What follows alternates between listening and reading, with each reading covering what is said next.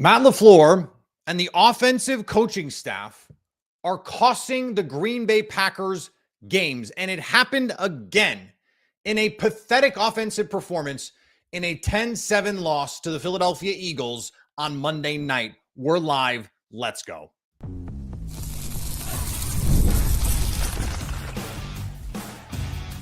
You are Locked On Packers, your daily Green Bay Packers podcast.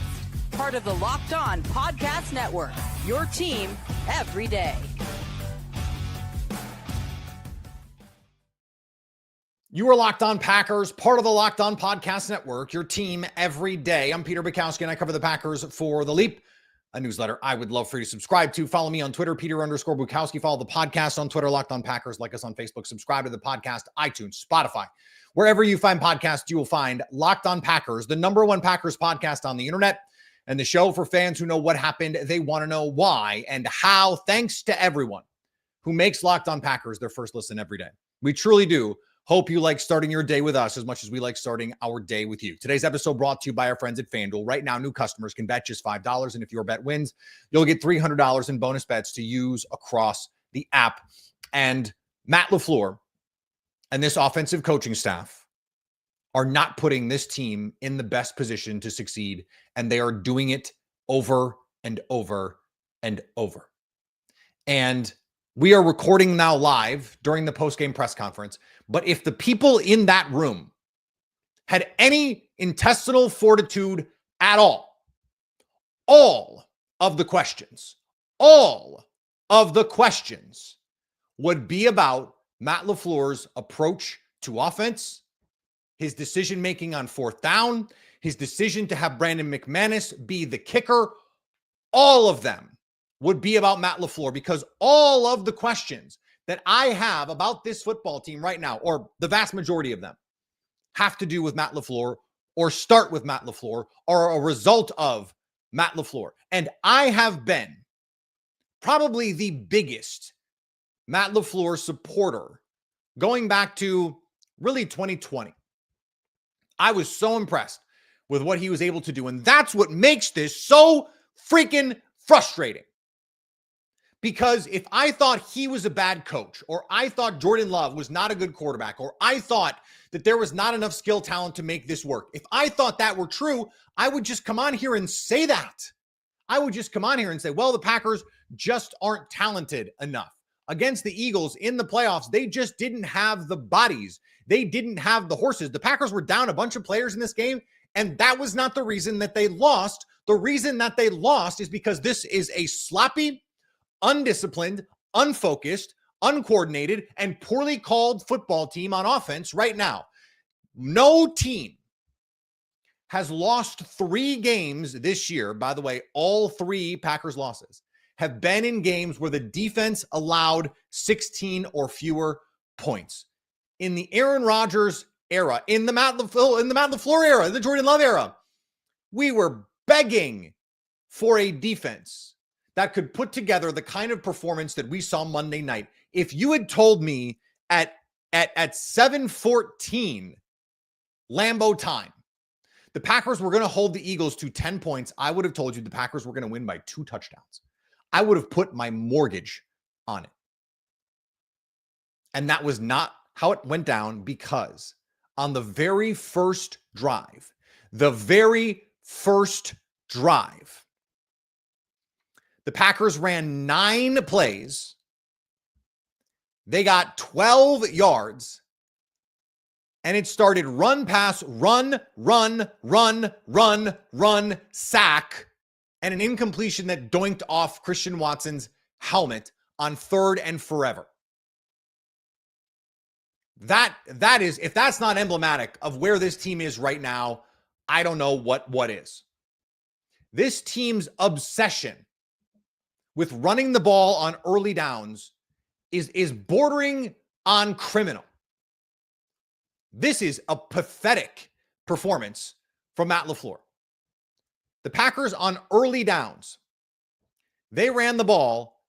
There was a point where they had run the ball equal to the number of times that they passed. That changed late in the game.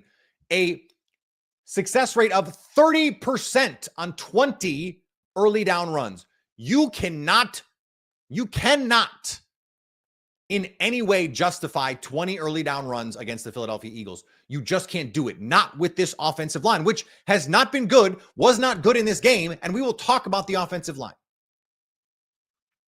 But it seemed like every first down started with a run. Every drive, they would get a first down, run.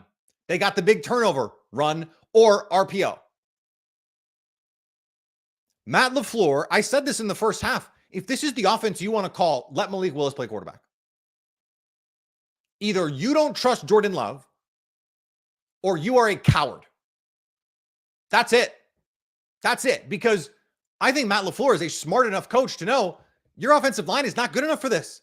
Your offensive line is not good enough to handle this. Josh Jacobs is. The offensive line is not. And Mike McCarthy, for whatever questions you had about Mike McCarthy, and look, I had plenty. We were doing a show here on Locked On Packers when Mike McCarthy was the coach.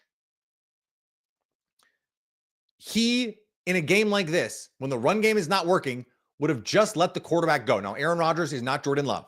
And maybe a better way of saying that is Jordan Love is not Aaron Rodgers. And Jordan Love did not play well in this game.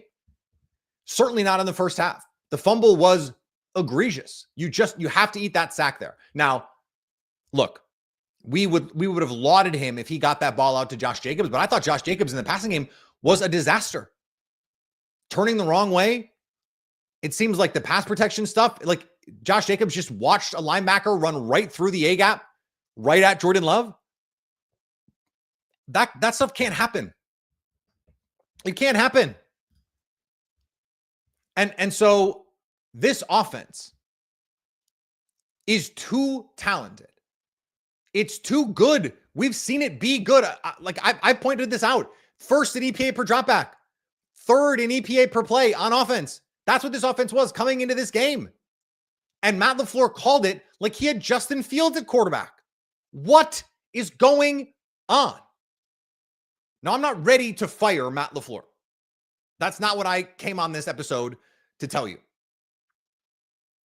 I'm not ready to fire Matt LaFleur. I think Matt LaFleur is a really good coach. I said this, not even joking, not joking at all, not even half joking, that Matt LaFleur is a good coach who has decided to call the game like a bad coach. Are you a good witch or a bad witch? I don't think Matt LaFleur is a bad coach. I really don't. If I thought he were a bad coach, I would come on here and say he's a bad coach. I don't think he is Zach Taylor. I think Zach Taylor is a bad coach. But guess what? Zach Taylor with Joe Flacco is letting that you-know-what fly. I almost said a word that I should not have said. That MFR. They're letting Joe Flacco go cook because that offensive line is not very good and that run game stinks. So this is what you do when you don't have a good offensive line and your run game is not very good. You throw the ball. And look what happened in the second half. They started throwing play action and it worked on 3rd and 10. On 3rd and 10, backed up in your own end, you got to go, you score a touchdown, you win the game. The Packers defense did what it needed to do. And you go out there, you run a play action over the middle, shot play to Christian Watson, and Jordan Love pays it off. Now, I thought Troy Aikman on the throw to Watson, that he did have Watson on. I thought he was being uncharitable. Jordan Love is having to step up violently in the pocket and make that throw on the run because the pressure all night was getting to Love, and it had Love, frankly, seeing ghosts. And by the way, the Packers are going to be playing the Giants this week. No Brian Daboll, probably a backup quarterback, and I don't know how you can feel confident in the Packers. Certainly not covering this. Forget covering the spread. How about winning the game against Kayvon Thibodeau and Dexter Lawrence and Brian Burns, who's playing out of his mind, and Abdul Carter? But this is also a coaching problem. You let Jordan Morgan spend training camp rotating at left tackle. And then you decided enough with that experiment. Jordan Morgan is going to rotate at right guard. What are we doing? That doesn't make any sense. And I flagged it at the time. I said, this does not make any sense. Either you let him compete at left tackle. And by the way, Rasheed Walker has not been great this season. So like, what are we either like you let him compete and go do that, or you let Jordan Morgan play right guard in training camp. You get him ready for the season where he's most likely going to play. They consistently make the wrong choices in these moments. We didn't even talk about yet Brandon McManus. We're not really even going to have a chance to talk about that. Why on the last play, there's 5 seconds left. The corners are playing off. Troy Aikman circled it on the screen. Look how far they're playing off Christian Watson. Just throw a little 4-yard hitch. Like Brandon McManus was this close. They showed it on the replay. Like Joe Buck was like, he was well short. No, he wasn't. No, he wasn't. 5 more yards could have made the difference. The difference between a 65-yarder and a 60-yarder is enormous. And they just, like, for whatever reason, they decided to try and get a pass interference, I guess. Like, Jordan Love was never trying to make that throw. Yes, the corners were coming down hard on that, but fine. Throw the ball to Christian Watson if you only get 3 yards and then get out of bounds. That 3 yards could help. 3 yards could have been the difference between what ended up being a shank, so it didn't matter. But if Brandon McManus had kicked the first one 3 yards closer, it had a chance of going through. It certainly could have been long enough. He had the leg for it.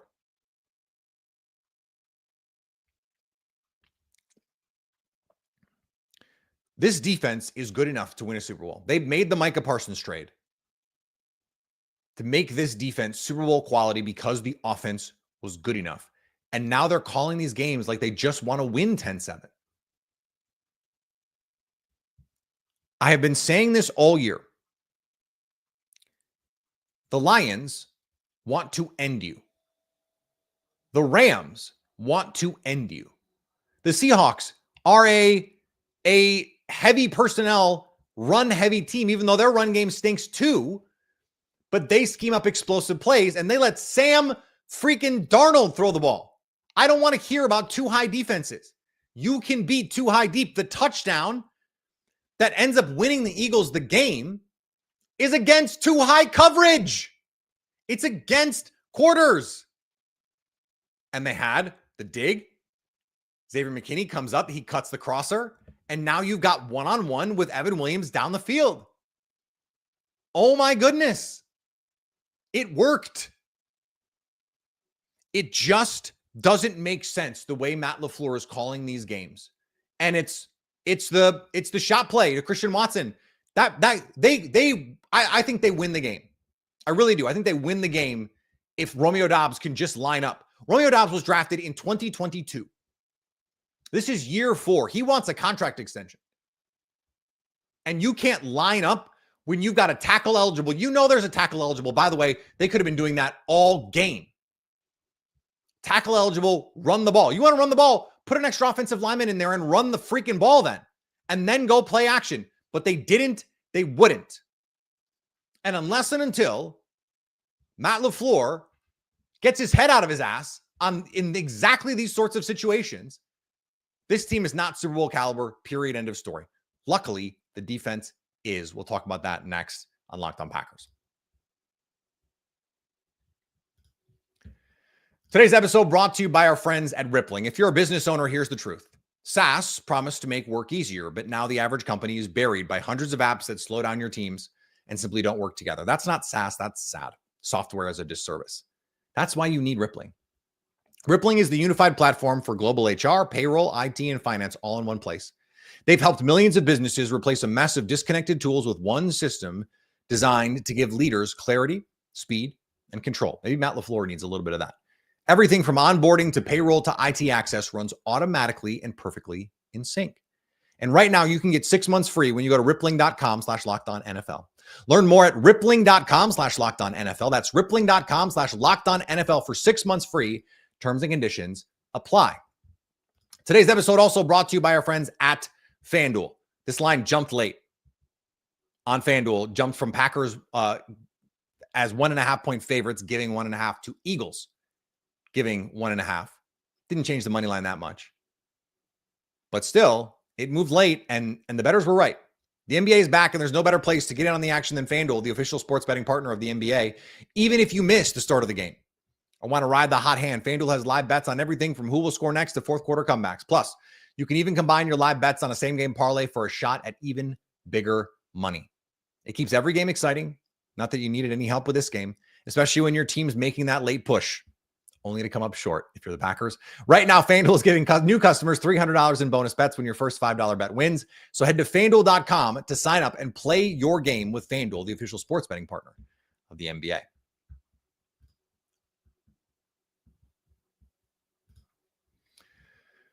Okay, we got that out of the way. All three of these losses and the tie have come down to kicks. Now, the defense did not play well against the Dallas Cowboys, but they played well enough to beat the Cleveland Browns. They played well enough to beat the Carolina Panthers.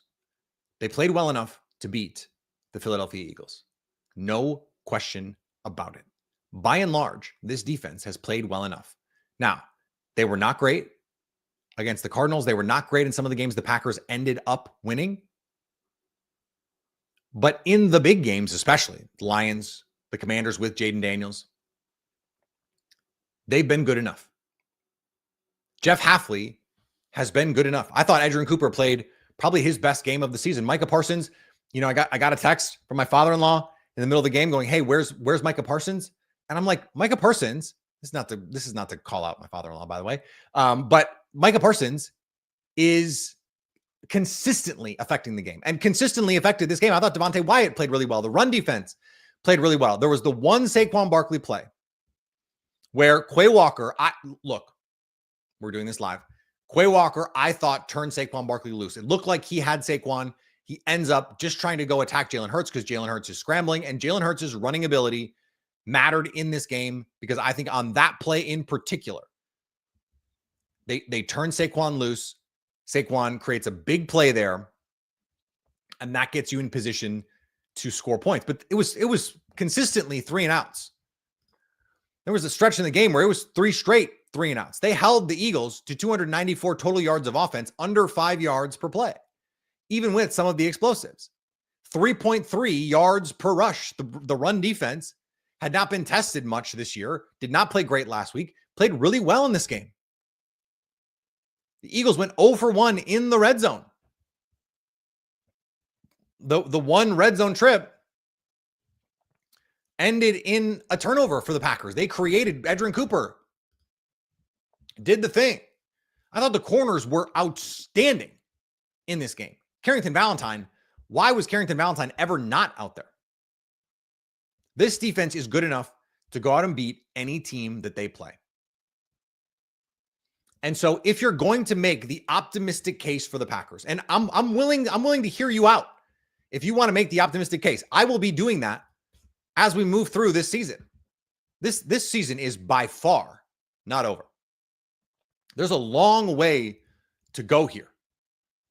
The Packers offensively, I said all week, and I know, look, you're going to say, Peter, you gaslit us with the offensive numbers and the nerd stats and the DVOAs and the EPA per plays and Jordan Love and all that stuff. I hear you. The offense is good, can be good. They're not consistent. And to me, that is coaching. But this season is not over because this defense is going to keep the Packers in these games. And I have to believe the offense that was first in EPA per play coming into this week is going to get this figured out. And the defense is going to give them a chance. They have 4 games against the Vikings and the Bears and a game against the Lions. At this point now, you got to win all those games because you're going to have to get to 10. You're going to have to beat the Giants. That gets you to 11. You're going to go to the playoffs with 11 wins in the NFC. Now, the question is, can you go to Seattle and win? Not right now. But I think this defense is going to keep you in that game. Can you go to LA and win? Not right now. But this defense is going to keep you in that game right now. Right now, today. If they played, well, not literally tomorrow, but like next week. This defense has shown consistently it can show up. They needed one stop late. One stop late. And they got it. They gave the Packers the ball back with more than 2 minutes, and the Packers offense couldn't get it done. That's on Matt LaFleur. That's on Jordan Love. That's on the offensive line. That's on these guys not being able to make catches. The drops are back. Dontavian Wicks had a bad one. Bo Melton had a bad one. Romeo Doubs had a couple where it's like, hey, if you want to be wide receiver one, you got to make those plays. I'm all set on trying to throw contested balls to Romeo Doubs in coverage against good corners. Like, don't stop doing that. I want to see Christian Watson become a more featured part of this offense again, especially if teams are going to play man coverage. If you're going to play two man, you're going to play too high. Christian Watson has to be a featured part of this offense. But defensively, the cornerback questions, like the cornerbacks did not lose them this game by any means. 10 points, 10 points. And even if you give up a field goal to the Eagles, it's 13-10.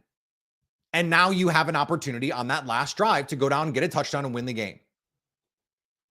On fourth down, late in the game, the Eagles are going, we got to go win this game. And they throw a goal ball that Carrington Valentine probably could have caught. And it's better that he didn't. But he is step for step with A.J. Brown. Carrington Valentine is a player, man. He played good run defense, I thought, in this game. Had a couple nice tackles out on the edge. The linebackers were flying around. And here's the problem, guys. In a season like this, when the pressure is on everybody, this sort of performance and this stretch of games where your offense is just not performing to the standard, your team can start to crack. Your team can start to come apart. Your team can start looking at the coach and go, we don't trust you. And the defense can start looking at the offense and goes, guys, can you maybe do something? Can you do literally anything? And you can't have that. You can't have that. This defense is too good for that. If this is going to get turned around, Matt LaFleur has to be part of the solution, but they may need to make some tweaks to what's going on with this offensive line. Losing Elton Jenkins is a big problem, especially if he's going to be out for a while, because maybe the solution was Elton Jenkins at left guard, Jordan Morgan competing at left tackle, Aaron Banks moving to the right side. Maybe it was like wholesale changes were necessary. But something has to change with this offensive line. We'll talk about it next. Today's show is brought to you by our friends over there at Peloton. Look, folks, it's time to break through the busiest time of the year with a brand new Peloton cross-training Tread Plus that's powered by Peloton IQ. It's Peloton's most elevated technology and equipment yet that gives you real-time guidance, and it gives you endless ways to move, whether you want to work out by yourself or if you want to work out with your favorite instructor, like my personal favorite, Alex Toussaint. He always gets me fired up to tackle the day. And the thing I like about Peloton, it helps me achieve more in less times. They have features that help you plan, stay motivated, track your progress, and Peloton IQ also provides personalized workout plans and recommendations. That's something that I use right now during the busiest time of the year covering the NFL. They plan my workouts for me based on my mood, my vibe, and also my favorite instructors. So make sure you check it out and use it, because it also helps you correct your form in real time, and it maximizes your reps. It counts your reps so that you can do it smarter, safer, and more efficient. Let yourself run, lift, flex, push, and go. Explore the new Peloton cross-training Tread Plus at onepeloton.com.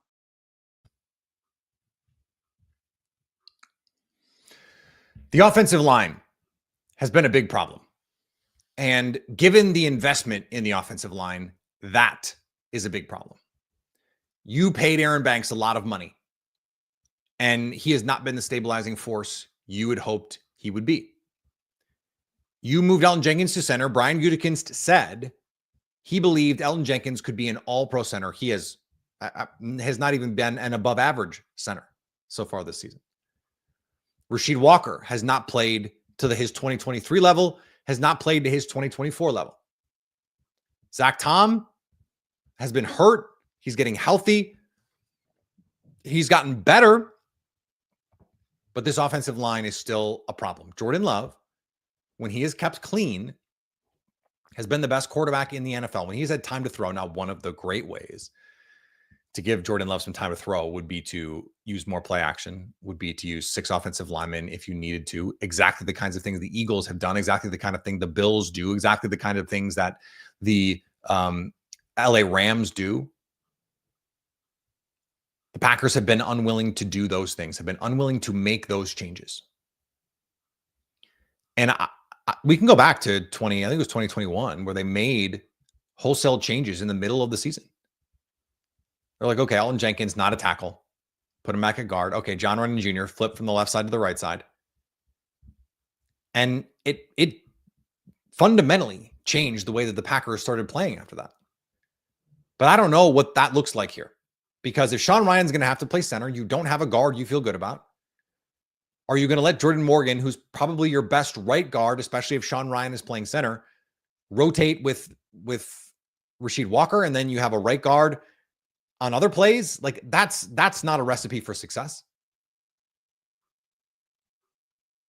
You drafted Anthony Belton. Is he a guard? Is he a tackle? They don't know. When they went to 6 offensive linemen, it was Darian Kennard, who was a nice move by Brian Gutekunst, but you just used a 2nd-round pick on Anthony Belton. Where is that guy? If he can't play left tackle for you, what is he there for? Savion Williams in an offense in a game where you needed some guys to make some plays underneath. Where is Savion Williams? I know they tried to go to some gadget stuff. Yeah, the Eagles made a couple really sure tackles in the open field. Troy Aikman called it out. Like it was an alert. It was a run play. And Love just spits it out to Savion Williams on a screen, a little receiver screen. And if he can make one guy miss, he might score. 4th down, 4th and 1.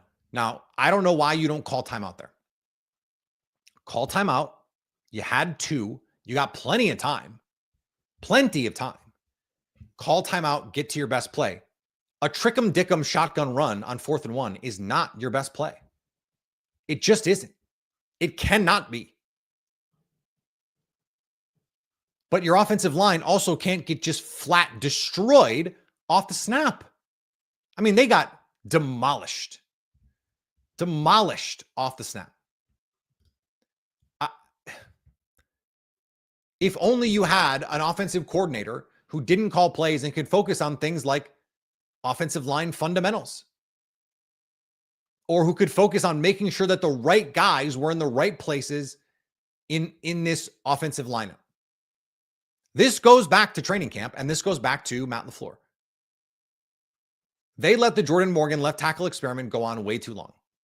He either needed to be the guy that competed at left tackle and won that job, or he needed to be playing right guard all of camp. He needed those reps. He looks like a guy who has not started 17 games in his NFL career. I didn't think he was the reason they lost this game by any means. Jalen Carter did not ruin this game, but they can't pick up stunts. They can't pick up the games that teams are throwing at them, and they're going to make the big mistake. Teams are going to continue to play too high coverage, and if you can't run the ball into light boxes, this is the 26th run defense by DVOA. This was not a good run defense, and you couldn't run the ball against them. Well, so then you have to find other things that work. You have to go to some post-snap RPOs. You have to find some screens. You have to find some gadget plays without Jaden Reed out there. You have to find something. And you have to use you have to use play action to get these guys playing run to pass. Okay, the end, he's going to greenlight the quarterback. Okay. Let Jordan Love figure that out. He's got to make that play on the run. The amount of play action in this game was criminal. And you're not helping your offensive line when you don't do that. Like, if the pass rush is getting after you, if you can't block these guys, I don't know how you're going to block Seattle or LA. But if you can't block these guys, you have to get to some play action because you have to slow down that pass rush. One of the whole points of of play action is that you're forcing a defense to play the run on the way to the quarterback. They can't just pin their ears back. There's way too much drop back in this offense right now. It's either, and they had some nice runs in this game. It wasn't like Josh Jacobs was terrible in this game by any means, but 74 yards on 21 carries. There's no explosiveness in this offense. There's way too much running on 2nd and long, on 1st and 10. And until you find a better balance, you're just not, you're not putting your offensive line in the best position to succeed. So this is partially on the offensive line, no question about it. But to me, that goes back to the coaching. You botched this in training camp because you didn't give Jordan Morgan the vital reps in camp that he needed to be a right guard. You let him compete at left tackle and he looked good, and then you didn't play him there. So now his confidence is shot and he's playing out of position, I think, right now anyway. And so why should we have any confidence in this coaching staff to get these things right when they get them wrong so frequently? Now, look, this season is not over. I know everyone has decided it is over. They have 3 losses and a tie. 3 losses by a field goal. And they had the chance in this game to go down and win the game. They couldn't do it, but these sorts of games to have this, all of your losses be close losses, is the sign of a team that if they can get hot, can go out and win a bunch of games. This is a team that could go and win. How many games are left in the season? 8 in a row. Did we end up with too many games? No, right? 5 plus 8 is 13. Is 5 plus 8 13? Yeah. 13, 3-1. I mean, they could do that. They could do that. They won't. They could. And that's what makes this team frustrating. It really is. Now, we've got plenty more this week. Packers, Giants. We've got plenty more tonight. 60 more minutes, in fact, of post-game. You could call it catharsis. You could call it complaining. Hang out on our Locked On Packers YouTube channel for the next 60 minutes. We're here with the Squad Show. Otherwise, follow me on the socials. Plenty more on the Leap coming this week. A ton of great stuff. I'm sure as we try and move forward here, we'll talk about what Matt LaFleur said after the game. We'll talk about what the players said after the game. All that coming up on the Squad Show. So go listen to that.